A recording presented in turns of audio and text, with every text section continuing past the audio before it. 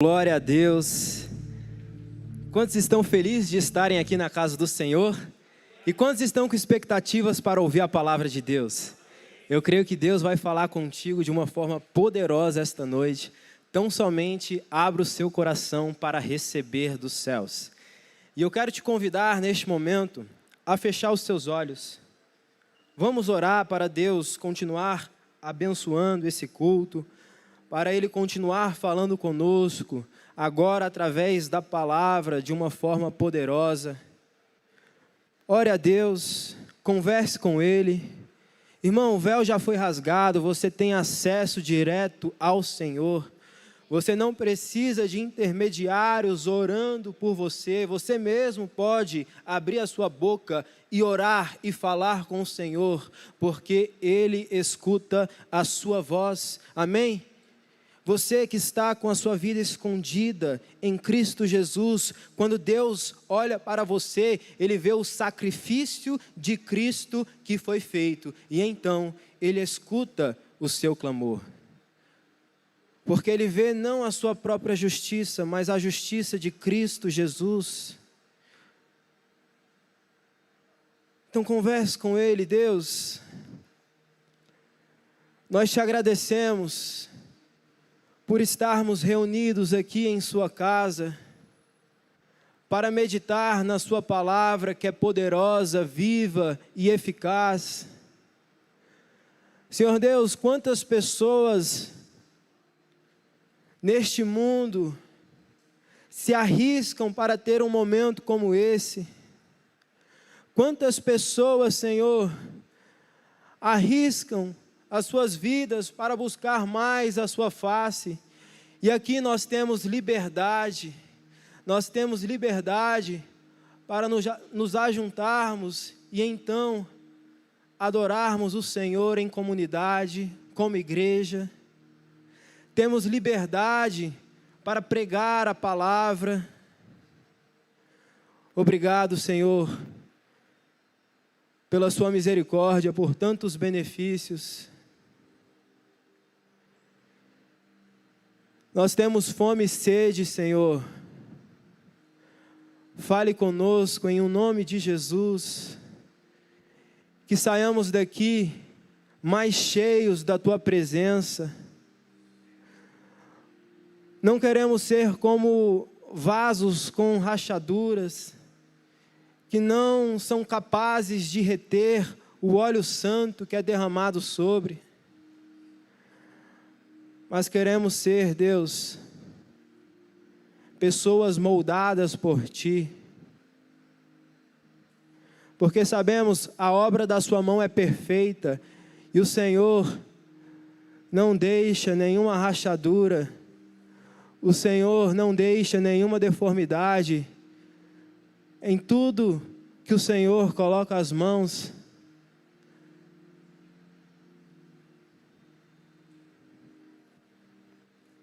torna-se perfeito pela sua misericórdia. Portanto, coloque as tuas mãos santas sobre nós, Deus. Queremos escutar a tua voz. Que os teus anjos estejam guerreando por nossas vidas. E que todo e qualquer levante do inimigo, Senhor, toda e qualquer seta lançada contra as nossas vidas não prospere, mas caia por terra. Que estejamos debaixo do Teu manto, Senhor.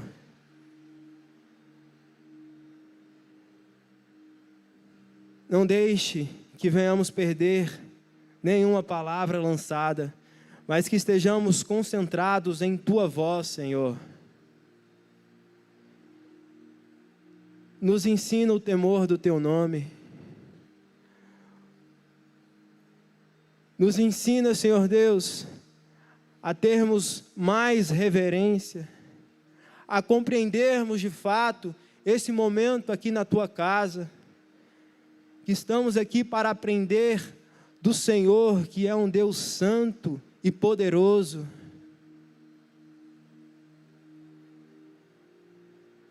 Usa-me, Senhor, tão somente como instrumento em Tuas mãos. Que seja o Teu Espírito Santo falando Que seja o Teu Espírito Santo tocando as vidas, Senhor. Deus, eu reconheço a minha total dependência do Senhor e sem Ti eu nada posso fazer. Portanto, encontre total liberdade em minha vida, em nome de Jesus. Amém e amém. Aleluias. Irmãos, como vocês sabem, nós estamos trabalhando neste mês o tema Círculo Social. Como criar e manter relacionamentos saudáveis que nos aproximam de Deus. E nesta segunda sessão, o Espírito do Senhor me guiou para falar sim, dentro desse tema, entretanto, com foco no objetivo fim. Existe um objetivo fim nesse tema que foi proposto para este mês. Amém? E qual é esse objetivo fim? Que você tenha um relacionamento íntimo e forte com o Senhor. Amém? Que você esteja bem próximo dEle. Vocês conseguem perceber que esse é o foco do tema? Então, esta noite, Deus me guiou para tirar um pouco o foco do meio e colocar o foco totalmente no objetivo fim. E para que entendamos, melhor dizendo, isso, coloca para mim, por gentileza, o primeiro slide.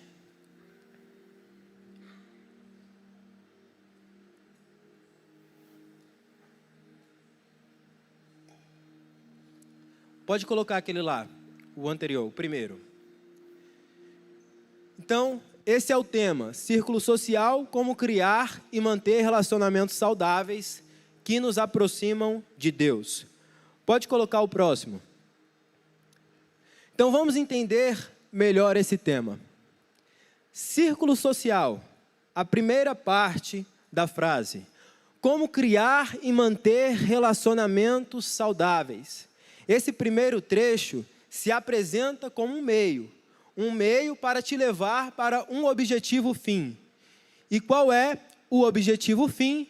Que você tenha um relacionamento saudável e forte com o Senhor, como eu disse anteriormente. E eu peguei o significado da palavra meio. E quando ela se apresenta como um substantivo, o significado é parte ou ponto equidistante das extremidades ou do princípio e fim. Dizendo de uma forma mais simples, meio é aquilo que liga um princípio e um fim, a parte A com a parte B. Esse percurso que deve ser trilhado, nós podemos chamar de meio. Amém? Pode colocar o próximo. Então, pense em um caminho a ser percorrido. Todo caminho existe um princípio, um início e também um fim.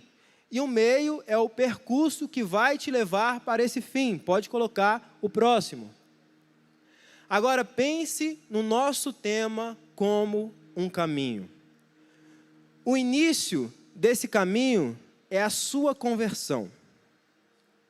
Quando você recebe o Senhor como único e suficiente Salvador da sua vida, agora existe um percurso proposto para você poder seguir Ele. E o fim, e o objetivo fim desse percurso é que todos os dias você tenha um relacionamento forte e saudável com o Senhor, para que você possa tomar posse de todas as promessas ao seu respeito. Quantos aqui sabem que possuem promessas do Senhor? Você possui promessas do Senhor. Amém? E você precisa trilhar esse caminho para tomar posse disso tudo. E ter relacionamentos saudáveis com pessoas de Deus, que nos aproximam de Deus, é um meio muito importante para que alcancemos esse objetivo fim, mas não é o único meio. Amém? Como a irmã Poliana disse aqui, existe um outro muito poderoso também, que é a oração. A oração é outro meio que te aproxima de Deus, que permite que você tenha um relacionamento forte e saudável com Ele. Amém? Nós temos outros caminhos também, outros meios, como por exemplo, o jejum, estar em congregação, ler a Bíblia todos os dias, são meios necessários para alcançarmos as promessas e nos mantermos próximos de Deus. Amém? Então, como eu disse, eu quero colocar o foco total da palavra esta noite no objetivo fim. Eu não vou dar um foco aqui no meio, no seu relacionamento com as pessoas, apesar de ser muito importante, mas eu quero dar uma atenção especial ao seu relacionamento com o Senhor. Você tem acesso a Deus. O véu já foi rasgado e você não depende mais de terceiros para se relacionar com o Senhor. E eu não quero aqui tirar a devida importância de pessoas que são colocadas por Deus em nossas vidas, como por exemplo o seu líder, o seu pastor, a igreja do Senhor. Tudo isso faz parte do percurso da fé, tudo isso é necessário, mas como eu disse anteriormente, você tem acesso a Deus. O Senhor escuta as suas palavras, a sua oração. Então você pode todos os dias se posicionar com essa confiança, sabendo que Deus está com os ouvidos inclinados para escutar a sua oração, a sua voz. Você que tem buscado a face dele, você que tem se separado, se desviado de todo e qualquer caminho do mal, tenha certeza, Deus está te ouvindo, os olhos dele estão repousados sobre você. Amém? E é por isso que lá o autor de Hebreus vai dizer o seguinte: hoje nós podemos entrar com ousadia e com confiança no Santo dos Santos para ter relacionamento e escutar a voz de Deus. Sabe, já não é mais necessário nenhuma corda em volta da cintura, já não é mais necessário esperar um dia do ano para poder entrar no Santo dos Santos e assim consultar o Senhor. Já não é mais necessário, tudo isso ficou para trás. Lá no Antigo Testamento, o sacrifício de Jesus Cristo rasgou o véu e nos deu esse acesso. Amém? E por isso também que o autor de Hebreus diz que a lei, o Antigo Testamento, fora como uma sombra dos bens vindouros, daquilo que Deus iria realizar por meio de Jesus e já foi consumado. Já foi consumado. Jesus venceu na cruz do Calvário. Amém? Quantos ficam felizes com essa notícia? Aleluias. Ele venceu. Abra sua Bíblia comigo em Êxodo, no capítulo 20, versículo 18.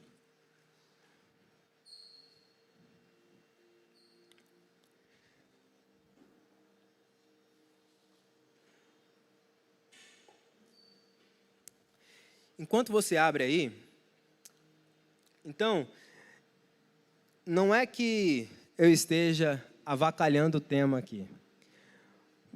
Nós temos mais 3 sábados, onde esse tema do relacionamento com pessoas vai ser muito destrinchado. E eu creio que você vai receber muitas palavras poderosas do Senhor, que vai te dar caminhos, vai te dar informações preciosas para você poder colocar em prática tudo aquilo que você vai receber aqui esse mês. Amém? Mas eu vejo essa palavra de hoje como uma ressalva do tema proposto, para que você não saia daqui pensando que o seu relacionamento com Deus depende de terceiros, depende de pessoas, porque não depende. Êxodo 20, 18. Nós vamos ler o texto que mostra uma parte do relato de quando Deus desceu de uma forma poderosa no Monte Sinai. E assim está escrito: todo o povo presenciou os trovões, os relâmpagos, o som da trombeta e o monte fumegante.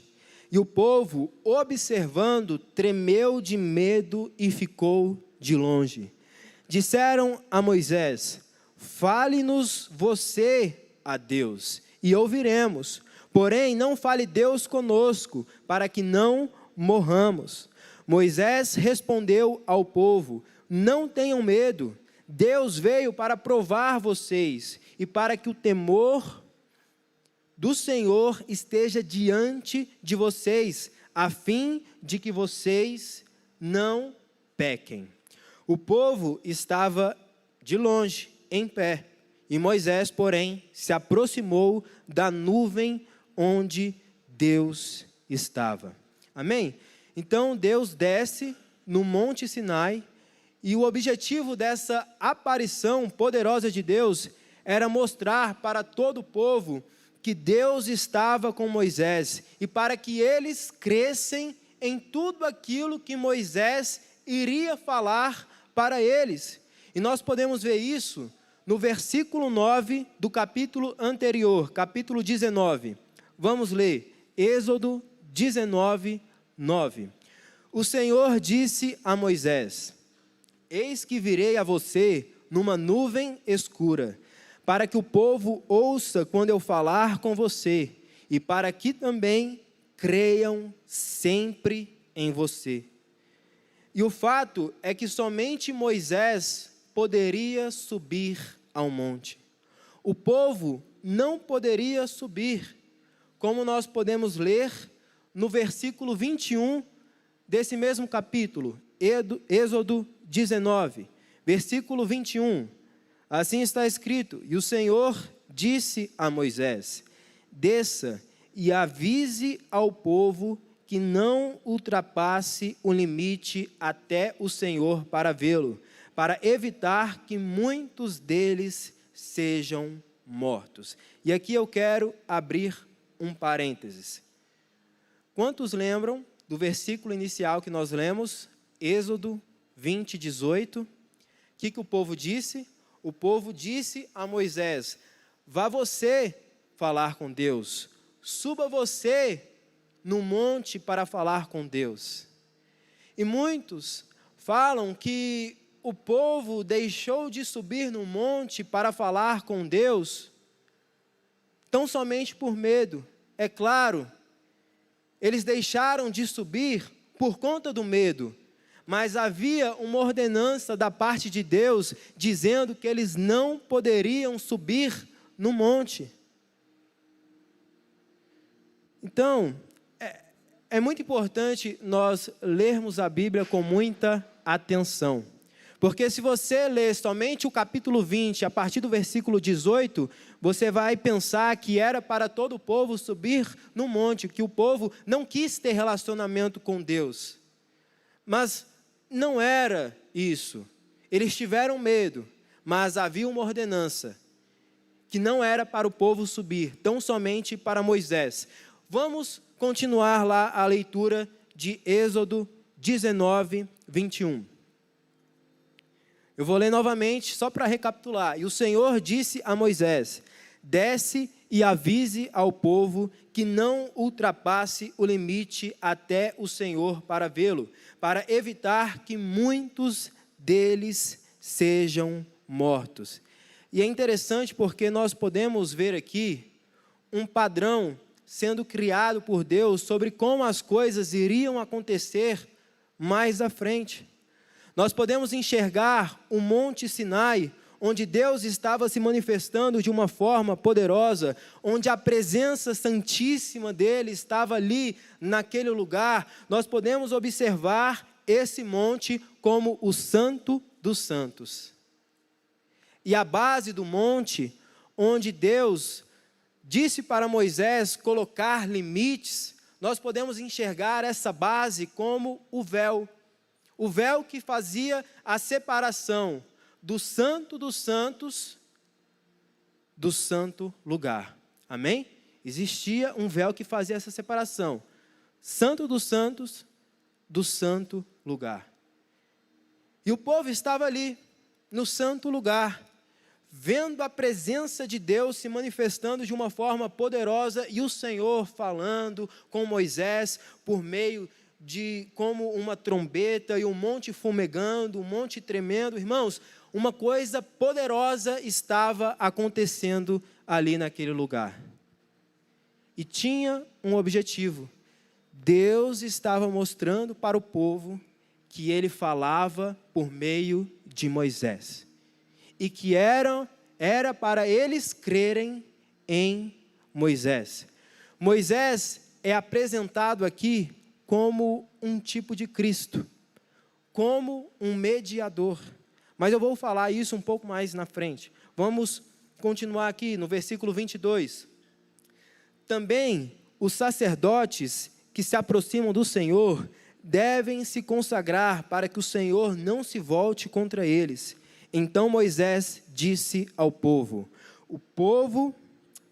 então Moisés disse ao Senhor, o povo não poderá subir o monte Sinai, porque tu nos advertiste, dizendo, marque limites ao redor do monte e consagre-o. E o Senhor respondeu, vá, desça, depois você subirá, e Arão virá com você, porém os sacerdotes e o povo não devem ultrapassar o limite para subir ao Senhor, para que Deus não se volte contra eles. Então Moisés desceu ao povo e lhe disse tudo isso.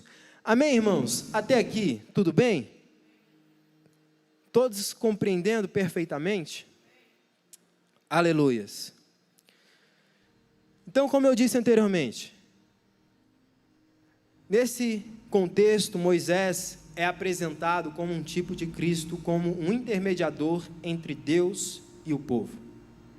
E eu também já disse isso que eu vou dizer agora anteriormente, no capítulo 10 de Hebreus, nós vemos que a lei, o Antigo Testamento, fora como uma sombra dos bens vindouros. E aqui nesse texto de Êxodo, capítulo 19 e o capítulo 20, Deus está mostrando a sua forma de se relacionar com o povo, que é através de um intermediador. Amém? Deus se relaciona com o povo, Deus se relaciona com nós através de um intermediador.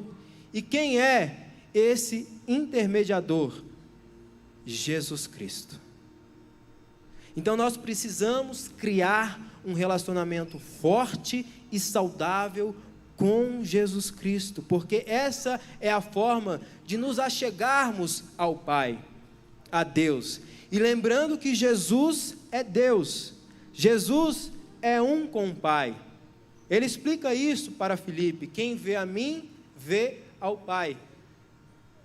Mas eu não vou entrar aqui na questão da doutrina da Trindade, porque eu passaria aqui a noite inteira, não iria conseguir te explicar, você também não conseguiria entender, e eu e você ficaremos malucos com isso. Irmão, não dá para entender no campo da racionalidade, você precisa crer, e a doutrina da Trindade é uma realidade que nós conseguimos enxergar com clareza na palavra de Deus. Amém? 1 Timóteo, capítulo 2, versículo 5.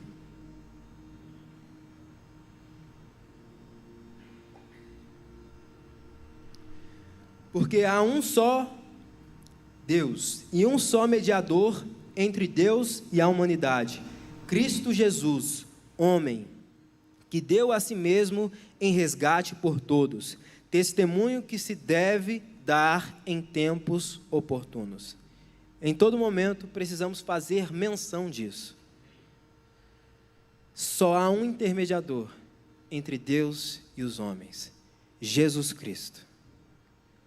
E este maravilhoso Senhor das nossas vidas se entregou por nós, pagou o preço necessário, e por meio desse sacrifício temos a confiança que Deus nos escuta.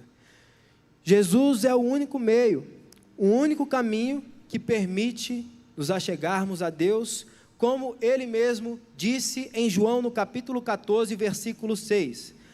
Vamos lá, João capítulo 14, versículo 6. Jesus respondeu: eu sou o caminho, a verdade e a vida. Ninguém vem ao Pai, senão por mim. Amém? Então, a partir dessa introdução, nós chegamos em um momento chave da palavra, em que eu lhe faço a seguinte pergunta: qual é o seu comportamento no seu relacionamento com Jesus Cristo? Comportamento de discípulo ou comportamento de multidão? Existe uma diferença desses comportamentos. Eu te convido agora a abrir a sua Bíblia em João capítulo 6, versículo 24. João capítulo 6, versículo 24. Nós vamos ler um texto logo após o episódio da primeira multiplicação de pães e peixes. Logo após esse milagre, algo acontece. Uma multidão procura Jesus. E vamos ler o que Jesus fala a essa multidão. Quando aquela multidão viu que Jesus não estava ali, no lugar onde ele tinha operado o milagre da multiplicação de pães e peixes, nem os seus discípulos, entraram nos barcos e partiram para Cafarnaum à procura de Jesus. Próximo. E tendo encontrado no outro lado do mar, lhe perguntaram: mestre, quando o Senhor chegou aqui? E Jesus respondeu: em verdade, lhes digo que vocês estão me procurando, não porque viram sinais, mas porque comeram os pães e ficaram satisfeitos. Então, irmãos, primeiro comportamento da multidão.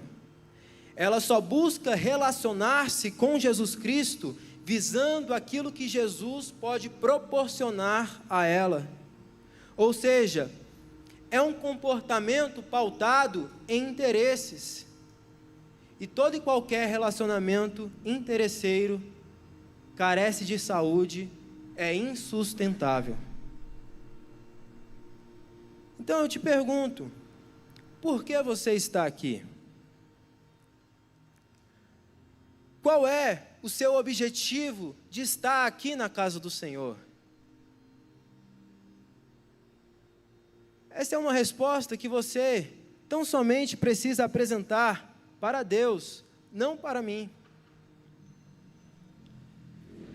Eu nem vou ficar aqui utilizando técnicas humanas, persuasivas, para chamar a sua atenção para a palavra. O seu relacionamento com o Senhor é uma responsabilidade sua. É algo que você precisa construir no seu secreto diariamente. Diariamente.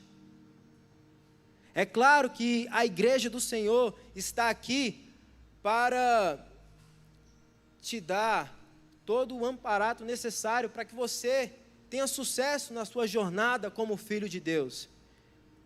E para isso, Jesus estabeleceu a sua igreja, para nos reunirmos aqui e carregarmos as cargas uns dos outros, nos ajudarmos mutuamente, edificarmos a fé um dos outros mutuamente, mas, repito, o seu relacionamento íntimo, o seu relacionamento forte em sua plenitude com o Senhor é construído no secreto, na sua busca diária, não nessas 1 hora, 2 horas que nós nos reunimos aqui na casa do Senhor para meditar na palavra dEle.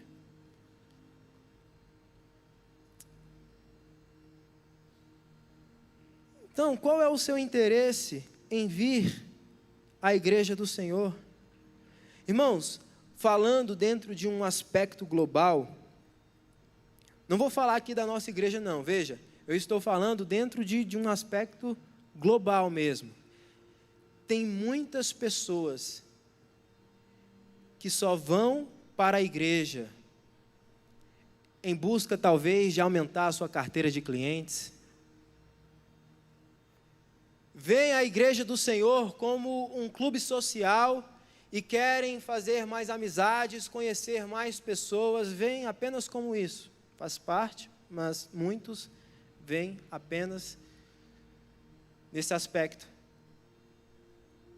Ou talvez muitas pessoas vão à igreja para buscar, para encontrar alguém para se casar. A pessoa viveu a vida toda no mundão, em boates, em bares, viveu mergulhado na promiscuidade. Aí quando se cansa e quer seguir o rito comum, rito esse, estabelecido por Deus, se casar, ter uma família, aí quando quer seguir isso, aí pensa, bom, então eu vou à igreja, porque lá eu vou encontrar uma mulher para eu me casar. Ou lá eu vou encontrar um homem para me casar. Então esse é o objetivo que faz a pessoa vir à casa de Deus. E as coisas não podem acontecer dessa forma. É claro, eu não vou ser hipócrita aqui.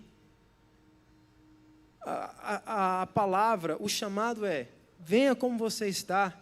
Venha mesmo nesse padrão de mentalidade bem pequeno e se deixe ser transformado pela palavra do Senhor, que aqui Ele vai pegar você, Ele vai te transformar. Agora, você não pode manter-se na mesma mentalidade.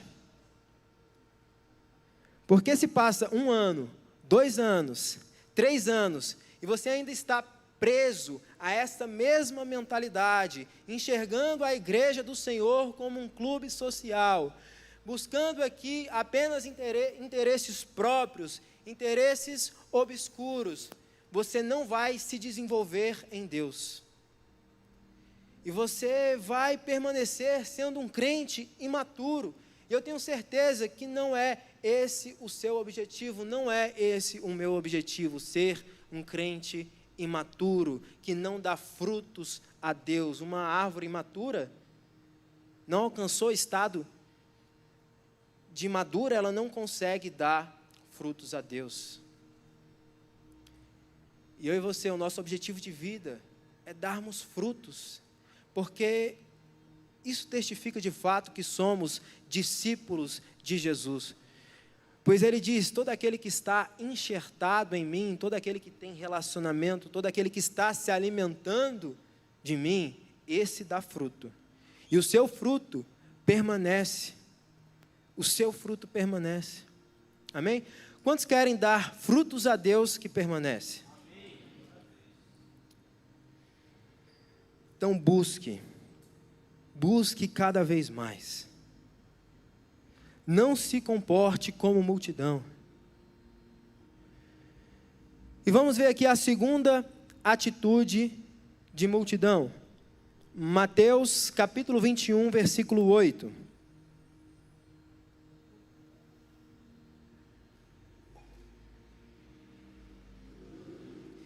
Irmãos, esse texto apresenta a entrada triunfal de Jesus Cristo em Jerusalém. E o versículo 8 diz, e a maior parte da multidão estendeu as suas capas no caminho, e outros cortavam ramos de árvores, espalhando-os pelo caminho. E as multidões, tanto as que iam adiante dele, como as que o seguiam, clamavam, Hosana ao filho de Davi. Bendito o que vem em nome do Senhor, Hosana nas maiores alturas.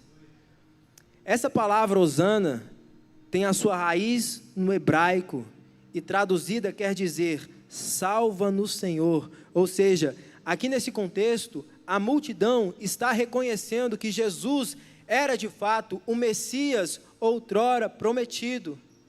Estavam exclamando, salva-nos Senhor, salva-nos Senhor, Hosana nas maiores alturas, bendito o que vem em nome do Senhor. Porém, essa multidão que dizia isso, salve no Senhor, é a mesma multidão que mais à frente gritou, pediu para que Jesus fosse crucificado. A mesma multidão. Essa é a atitude da multidão. Em um determinado dia, ela levanta os braços, exclamando, dizendo: Senhor, Tu és a minha salvação. No outro dia, está crucificando o Senhor Jesus por meio de pecados. Em um outro dia, está trilhando um caminho de trevas, um caminho que desagrada a Deus. E assim diz a palavra do Senhor, lá em Hebreus, no capítulo 6, que aqueles que se tornaram participantes do Espírito Santo e provaram do dom celestial, mas caem e se deixam serem levados por um caminho de maldade, por um caminho de iniquidade, esses estão crucificando Jesus Cristo novamente para si mesmo.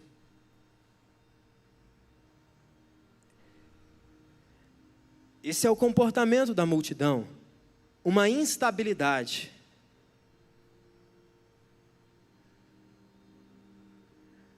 A multidão não tem firmeza no seu relacionamento com Deus.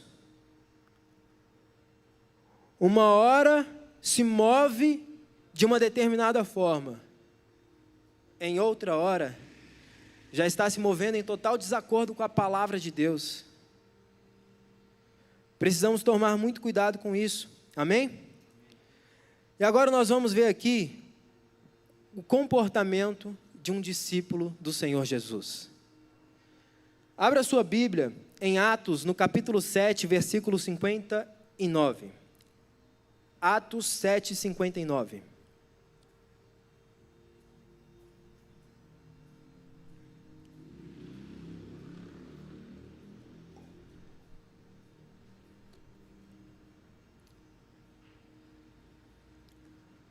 Vamos ver aqui o comportamento de um verdadeiro discípulo do Senhor Jesus. Fidelidade independente das circunstâncias. E enquanto o apedrejavam, Estevão orava dizendo: Senhor Jesus, recebe o meu espírito. Então, ajoelhando-se, gritou bem alto: Senhor, não os condenes por causa deste pecado. E depois que ele disse isso, morreu. Irmãos, nós vemos aqui o posicionamento de um homem que entendeu de fato a mensagem da cruz. Entendeu de fato sobre os planos de Deus, aquilo que Deus fez no passado. É só você ler o capítulo 7 de Atos, que você verá toda a pregação de Estevão. Como o irmão Rafael disse aqui, ele veio varrendo desde os tempos antigos. Citou Abraão, e ele foi, irmãos, demonstrando de uma forma prática os planos de Deus sendo confirmados por meio da vinda e do sacrifício do Senhor Jesus Cristo. E Estevão bem sabia que ele seria executado ali naquele dia. Irmãos, ele estava diante do Sinédrio e estava ali testemunhando contra o Sinédrio. Ele estava ali declarando com toda ousadia que o relacionamento com Deus não dependia de um templo, não dependia de uma oração do sacerdote. O relacionamento com Deus tão somente depende do Senhor Jesus Cristo, pois Ele é o mediador. E com toda certeza, eles teriam aquilo como uma blasfêmia, e Estevão sabia disso. Mas ele não se deixou ser acovardado porque o objetivo de fato, Deus chamou ele para dar testemunho, para pregar com fidelidade. Esse é o posicionamento de um verdadeiro discípulo do Senhor Jesus, que está disposto a fazer aquilo que for necessário, segundo a santidade de Deus, para cumprir o propósito do Senhor aqui nesta terra, para fazer a diferença de fato, para abençoar vidas. Irmãos, enquanto Estevão viveu, ele foi muito usado por Deus. Ele foi usado para abençoar muitas vidas, porque uma chave virou de fato na mente dele. E isso me faz questionar qual padrão de evangelho eu tenho vivido, qual padrão de vida com Cristo nós temos vivido de fato. Será que nós temos entregado o nosso máximo para o Senhor? Será que nós temos entregado, de fato, a nossa vida como se ela não fosse nossa? Porque, de fato, a nossa vida não pertence a nós mesmos. E o apóstolo Paulo escreve a respeito disso. Se você entregou a sua vida ao Senhor, já não é mais você quem vive, e sim Cristo Jesus vive em ti. Então não cabe mais as suas vontades, e sim as vontades do Senhor. Irmão, procure entender, compreender qual é a vontade boa, perfeita e agradável de Deus na sua vida, nestes tempos, nesta igreja, na vida das pessoas que vivem ao seu redor. Qual é a vontade de Deus? Será que a vontade de Deus é que vivamos de uma forma omissa? Que vivamos desligados? Deixando de pregar, deixando de dar testemunho, deixando de abençoar a vida das pessoas que estão ao nosso redor? Será que é isso? Obviamente não. O Senhor nos chamou para fazermos de fato a diferença nestes tempos. Irmãos, nós somos o sal desta terra, e isso não pode se reduzir, e não se reduz, amém? Não se reduz apenas a palavras bonitas e proféticas que foram ditas por Cristo e que estão aqui no livro. Não são palavras mortas, porque o próprio Senhor disse: as palavras que eu estou declarando sobre vocês são espírito e vida. Essas palavras, elas são vida em nós. Então, de fato, elas têm que nos levar à prática, à realidade. Nós somos sal desta terra, mas será que estamos fazendo a diferença de fato? Nós somos a luz deste mundo, mas será que de fato nós estamos brilhando à luz do Senhor? Se de fato estivéssemos vivendo isso em último grau, se eu de fato estivesse brilhando à luz do Senhor, na plenitude da palavra, como Ele me chamou para brilhar, irmão, com toda certeza, o dobro de pessoas estaria aqui. Essa responsabilidade recai sobre mim, recai sobre você. Se de fato estivéssemos vivendo as realidades bíblicas em sua plenitude, se estivéssemos de fato pagando o preço necessário, irmãos, todas as pessoas da nossa casa já teriam sido salvas, já teriam recebido o Senhor como o único e suficiente Salvador. Talvez isso já seja uma realidade em sua casa, glória a Deus, mas eu te convido a meditar: você plantou essa realidade ou você apenas está desfrutando a realidade de alguém que veio antes de você e que pagou um alto preço para isso? E eu sei que essa palavra talvez é um pouco dura para a fábrica, e quando o Senhor começou a me entregar, quando Ele começou a falar comigo e me fazer lembrar dos textos, Deus, é muita Bíblia para a fábrica, mas sim, irmãos, tem que ser. é a palavra do Senhor. E a palavra, irmãos, deve arder, deve queimar em nosso coração. Sabe, o culto mais avivado, irmão, não é o culto onde várias histórias são contadas, mas é o culto onde a palavra do Senhor é aberta e ela é lida e você consegue compreender. Esse culto não pode ser chato e enfadonho. Esse culto, sim, deve ser o culto mais avivado. O nosso coração deve arder ao ouvir a palavra do Senhor. Agora, como eu disse anteriormente, isso é construído no secreto. No secreto. Não é nesse tempo que você está aqui, na casa do Senhor. Irmão, se o sono está batendo, preocupe-se. Quando o sono bate e eu estou na casa de Deus, eu me preocupo. Então eu me levanto, eu vou molhar o rosto, eu tomo um café, porque eu não posso me deixar ser vencido pelo sono como Eutico. Sabe, eu não posso ser um testemunho banal, eu não posso ser um testemunho vergonhoso como foi o testemunho de Eutico. Ele foi um testemunho que a gente vê como algo que não deve ser seguido. É verdade ou não é?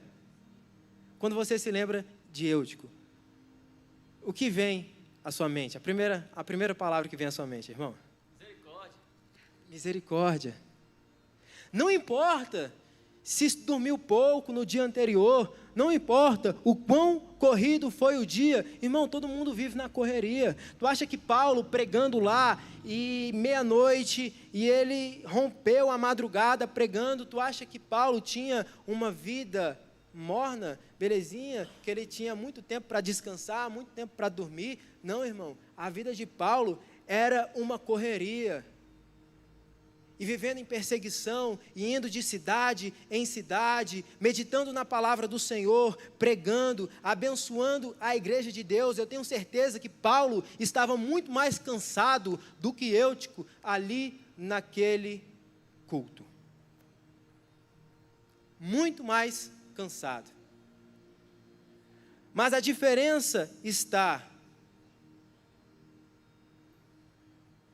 o quanto tem buscado o Senhor, o quanto a palavra do Senhor faz arder o coração. Em Paulo, ardia. E como aquela canção, ele não dava sono aos olhos dele, enquanto ele não cumprisse o chamado, aquilo que Deus estava levando ele para fazer. Então nós devemos procurar viver isso todos os dias.